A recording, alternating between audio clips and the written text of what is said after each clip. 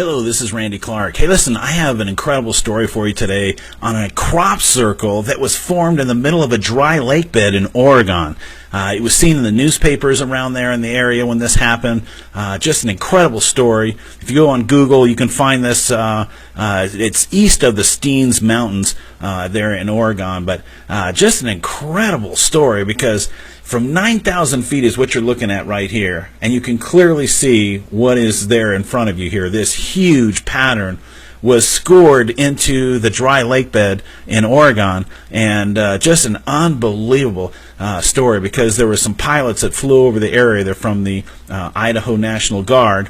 A lieutenant in the National Guard there flew over this location, and here's what it looked like from 9,000 feet up in the air. You can clearly see just an unbelievable pattern. This is a Sri Yantra Mandala Formation. It's an ancient symbol. And literally, this is a geometrically perfect depiction of this ancient symbol. All the lines line up. Everything is correctly done. Now, these are the four border lines that go around the entire formation. And these lines are literally 10 inches wide and 3 inches deep. Every single line in this entire formation is 10 inches wide and 3 inches deep.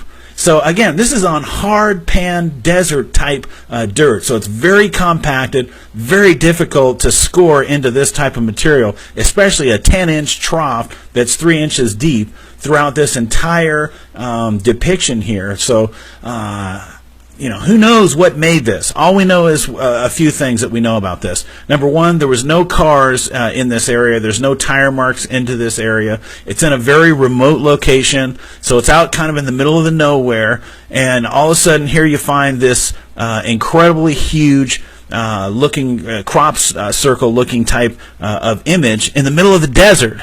I mean, I've never seen this before.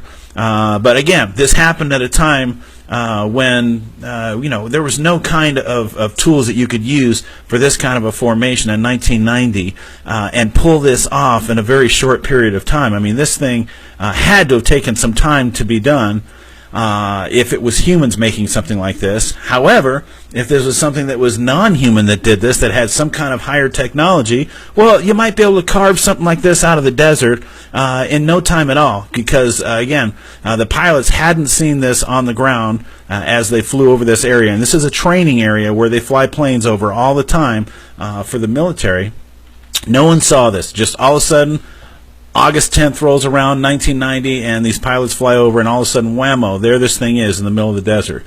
But again, this was not done by humans, it looks like, because there's no tire marks, no footprints, no kind of score marks from machines that you would think that could do something like this. So how do you make something like this in the middle of a dry lake bed? And again, this is 13.3 miles long. If you go to each one of these grooves and you measure the distance around this entire formation through all of these lines, it's 13.3 miles long. You tell me, how do you make a groove 13.3 miles long, 10 inches wide, 3 inches deep, into very compact, hard dirt? Not very easy to do. I mean, even if you had a backhoe, that would be almost impossible to do something like that and really make it look perfect like this formation is. It's absolutely perfect, perfection in terms of the lines, the formation. And I believe there's like 7 or 8 triangles inside the center of this thing. So it's just an incredible formation, again, in the middle of a dry lake bed. Don't know who did it, but obviously someone was very talented who made this. More than likely it came from somewhere else. But hope you guys like this video. If you like, give me a thumbs up. If you want, subscribe to my channel. Go for it, Randy, and check out my other videos as well. So hope you appreciate this video. Take care, guys.